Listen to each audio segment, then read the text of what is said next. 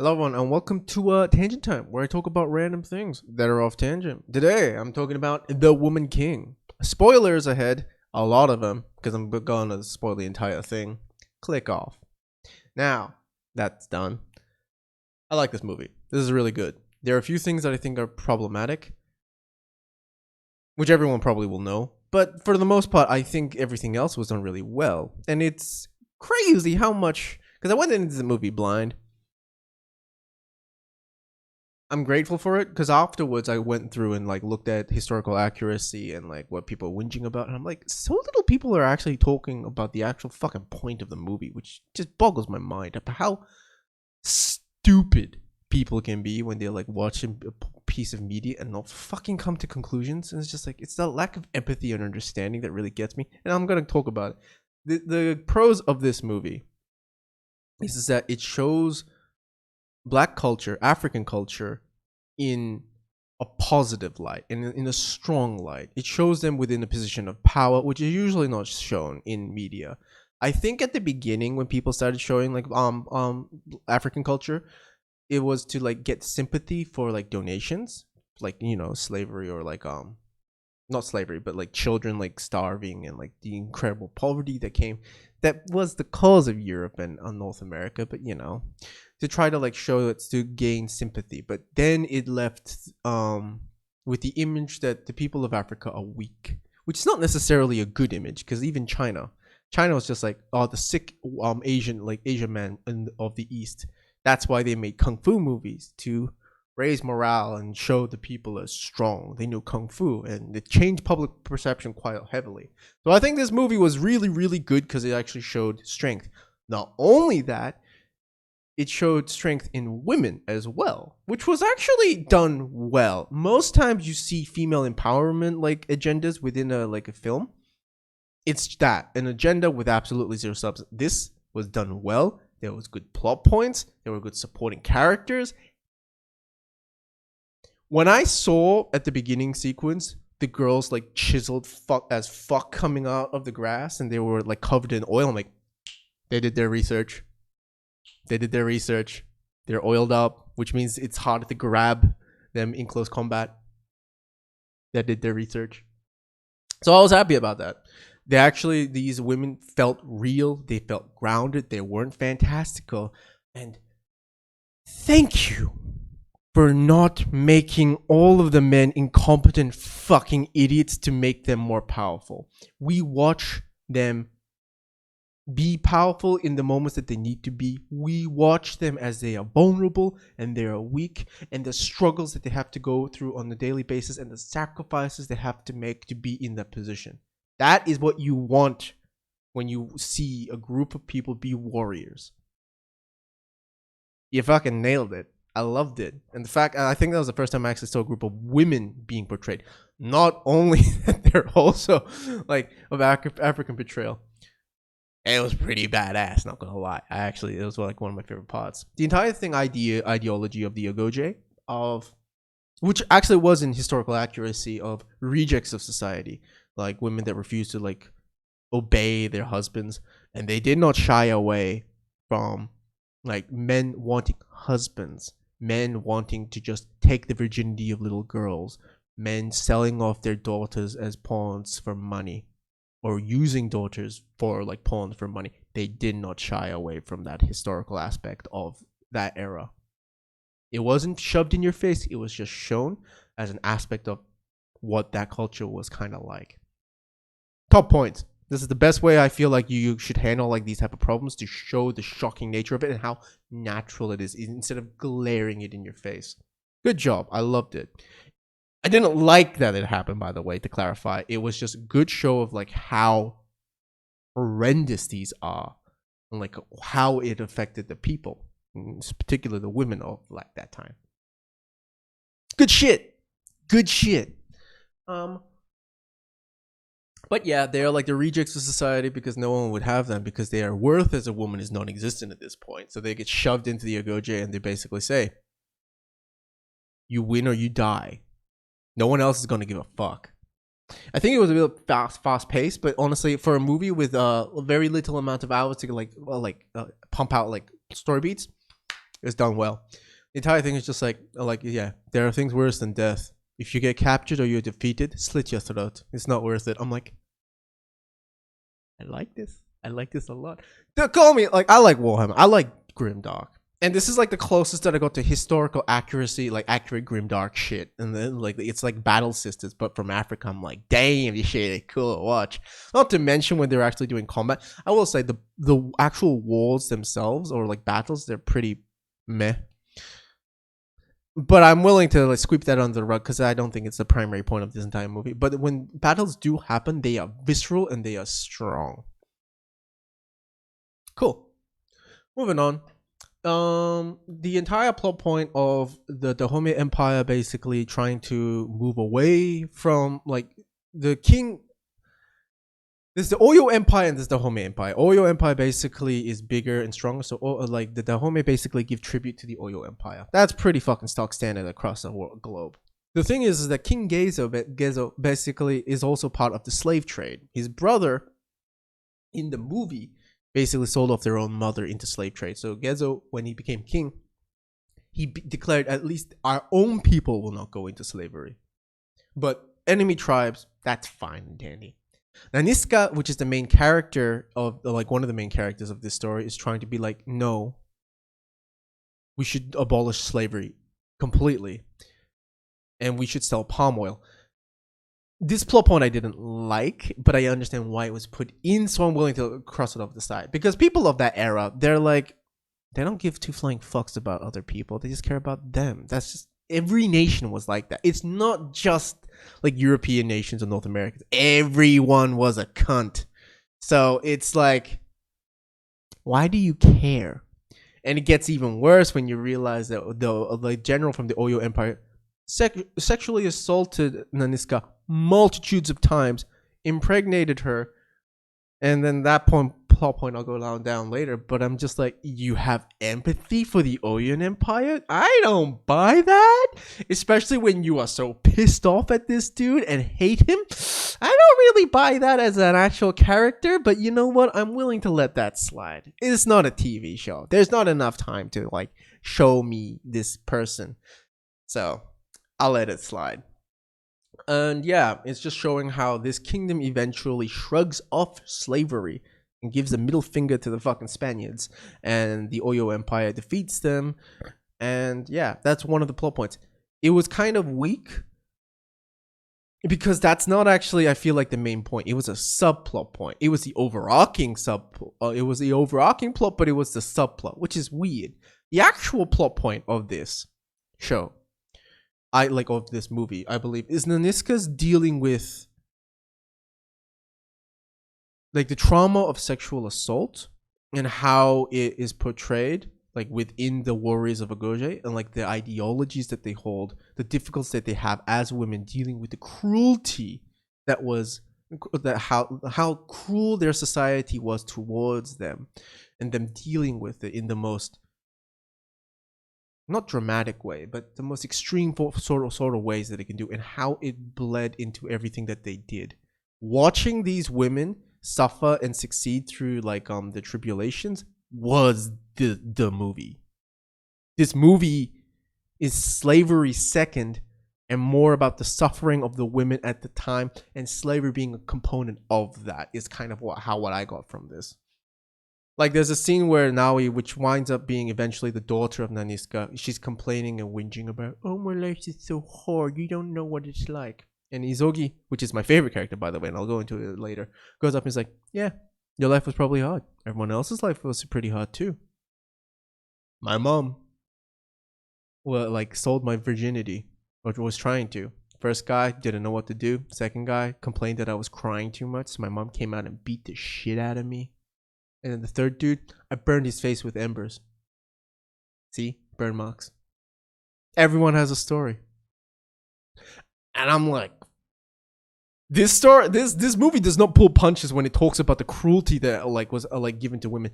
But I liked it because they didn't dwell on it. Like, they didn't try to shoehorn an agenda. They kind of just showed this is what it was, and this is how the women were trying to deal with it at that time in this movie. I thought it was handled really, really well, and it showed these women to be a lot more strong, very, very strong. once again, reiterating one of the first points that I did, it actually talked about these problems, showed realistic characters handle them in realistic ways, and they did not demonify or make all the men in like competent and inferior and stupid for the sake of the plot to like nail this.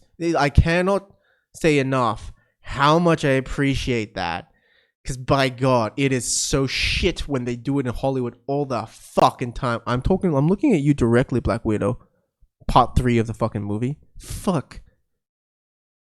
Some of the most shoehorned, dumbest shit that I've seen. You're not doing anyone's favors by doing that shit. Anyways, enough. But yeah, that is kind of the primary point. Now, that's the thing. The slave thing, like even the fights between the Oyo Empire, not like even destroying of the port, I don't feel anything about these because the entire movie is centered on the difficulties of women. And there's nothing wrong with that. It's just this and then working together as a team and fighting through it and surviving is the movie. It's the exciting part of the movie.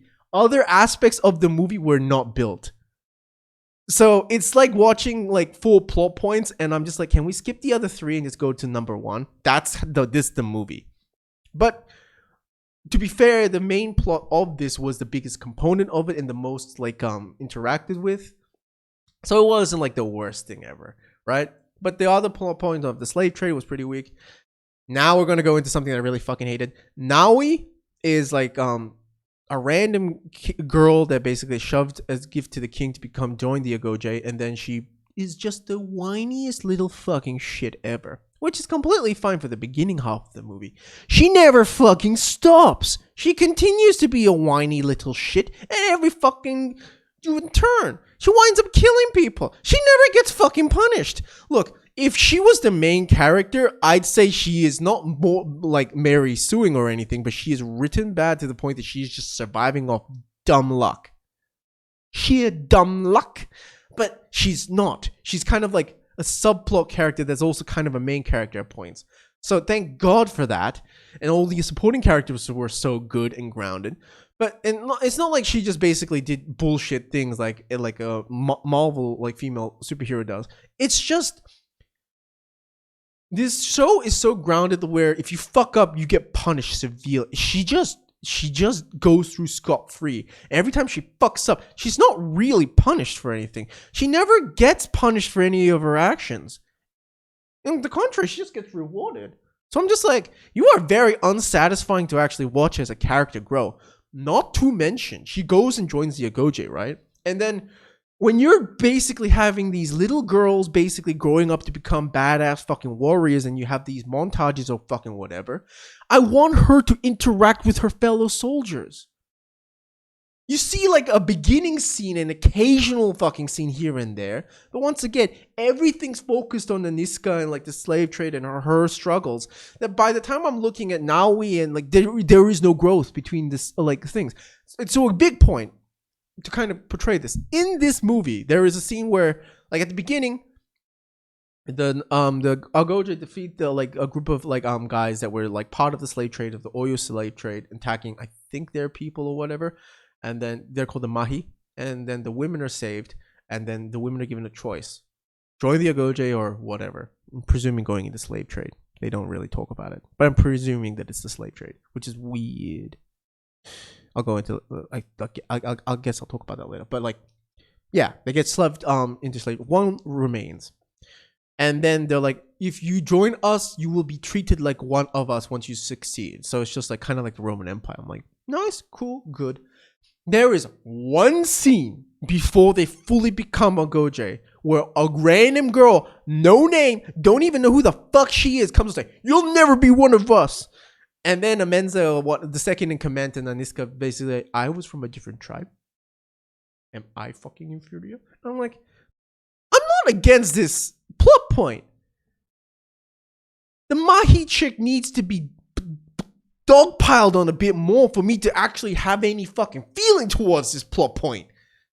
You literally shoved in one scene. I'm like, and then like on like the second battle where they use termite, claymore, napalm bomb, like landmines.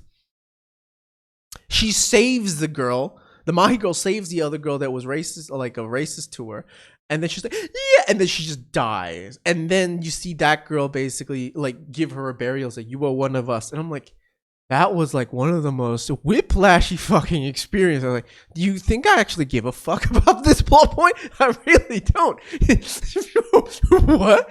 And also, now he doesn't give two flying fucks about any of her fellow comrades. Do you see what I'm saying? Like, the main plot, great. Everything else is just slowly being like, what am I watching? Do I give a shit? No. None of this was built. The entire Oyo Empire, Naniska finally defeating the man that basically, was the shadow over her entire life is the point. The Oyo Empire and the slave trade, I don't give two flying fucks. So when they finally defeat them, I don't give a shit. It ended when she killed the general.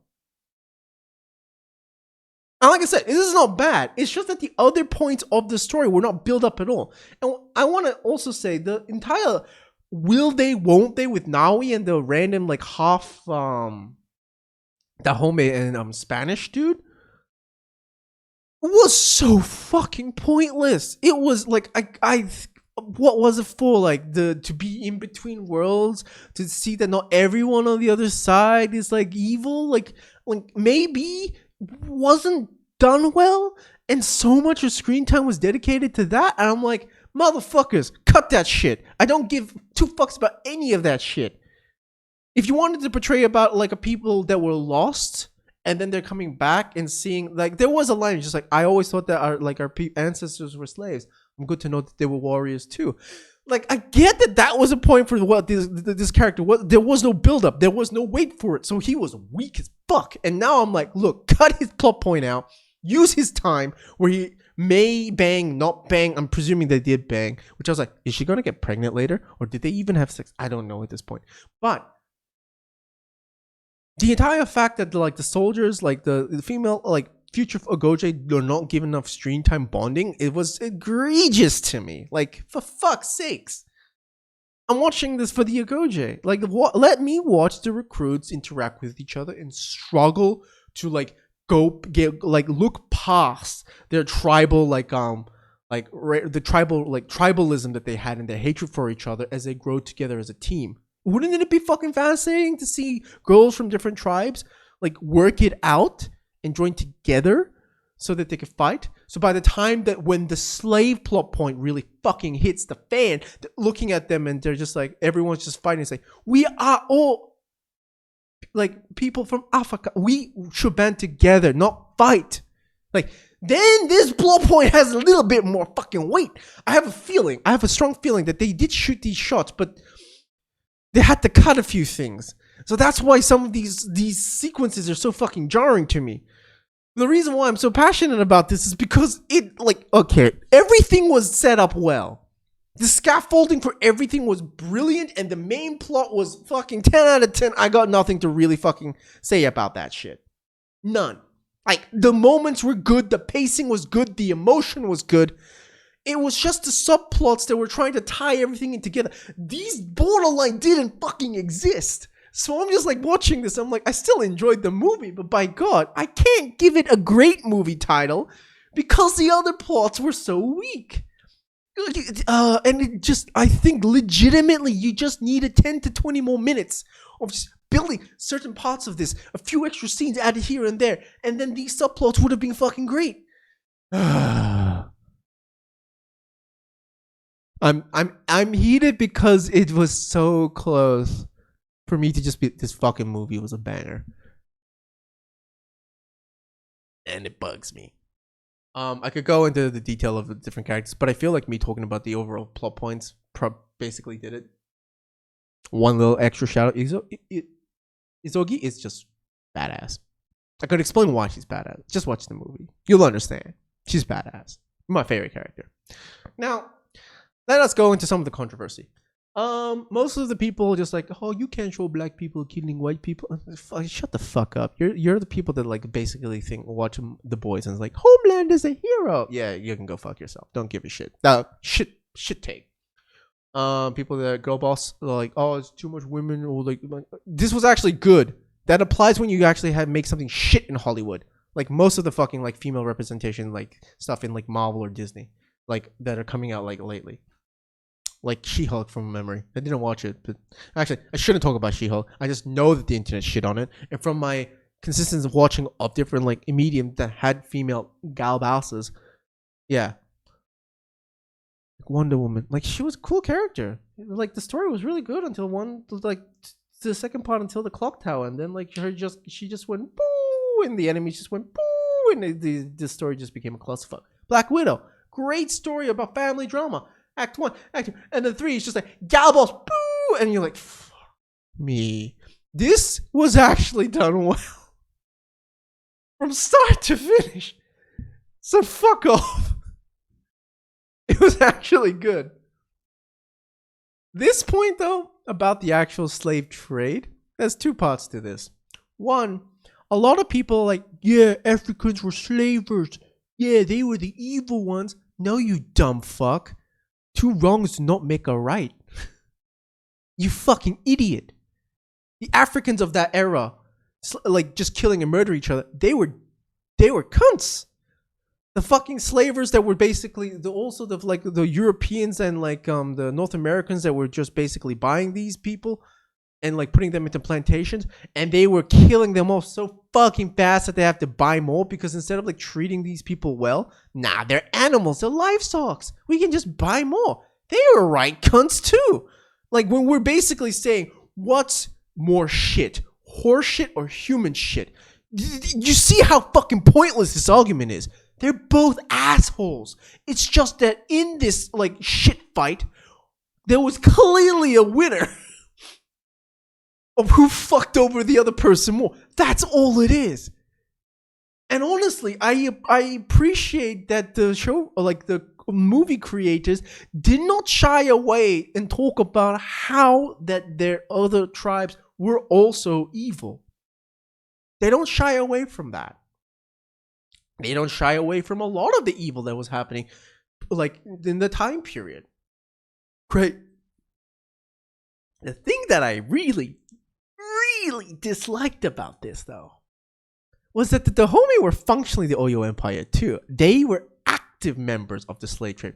Fuck. Even the Ogoje took active part from reading that they actually took part in taking in slaves.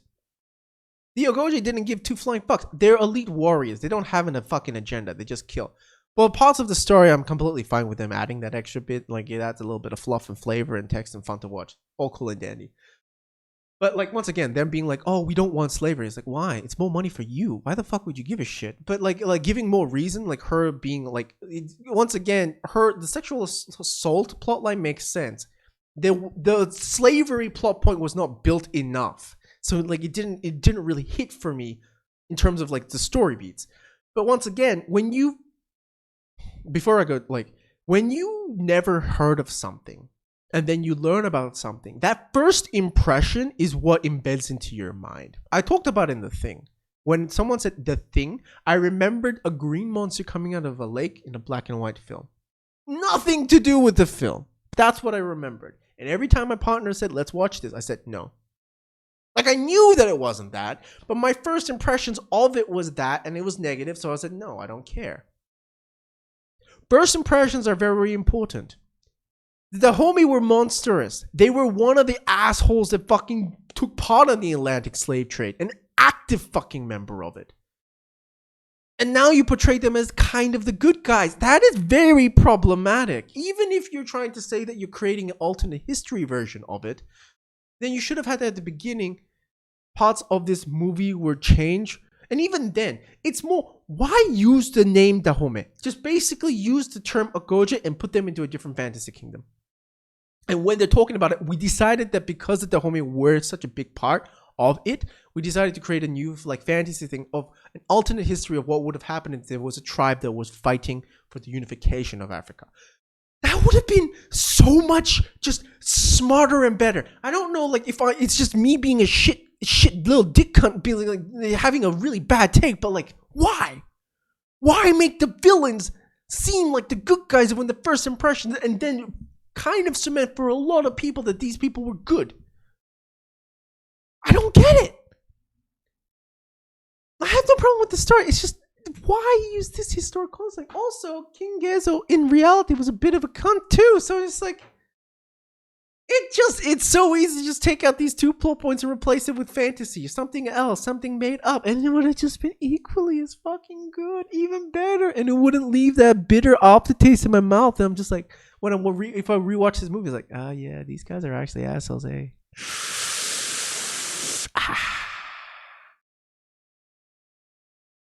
The equivalent that I would put up is because one, World War II, the Nazis were evil. For Asians, we had the Rising Sun, which was Japan. Not even gonna go deep into it, but if you basically like create a movie about the heroicism of the Rising Sun, people are like, oh yeah, them Rising Sun people were really cool.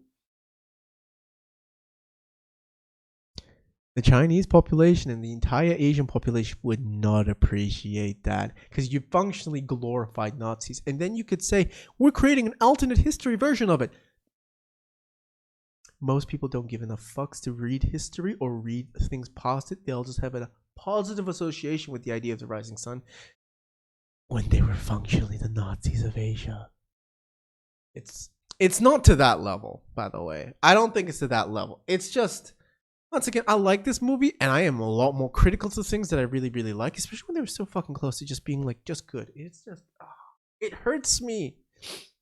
Why?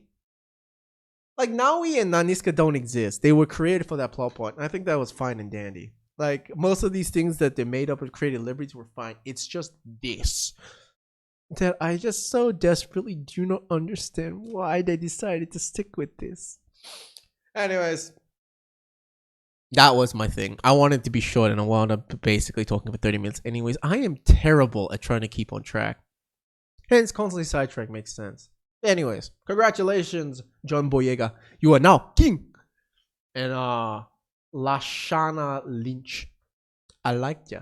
I heard, I didn't realize that she was like the new Captain Marvel or something, or like an alternate universe Captain Marvel. I'd watch her. She's fucking badass in this. By the way, I don't actually have anything against Brie Larson as her representation of Captain Marvel. I just think the character's kind of boring. And the fact that she just became god status in the end. And I'm just like, why? Primarily because whenever she's introduced in new parts of the story, you have to tone down her power level, or like the story just ends, or you make her look like a bitch. So they basically have to write her off the story and be off world all the time. Like, who the fuck decided to write her this? Nothing against her. I just think the character's shit. And then I don't really know too much of the drama. I'm babbling at this point, but a lot of people like started hating her for some of her hot takes. I don't know if they were good or bad. I don't know any of the context, so I'm not going to comment on it. Yes, I want like if there was a Lashana Lynch in an alternate universe movie of her being Captain Marvel, I'd watch it. I loved her in this movie. She was so badass. Anyways, bye.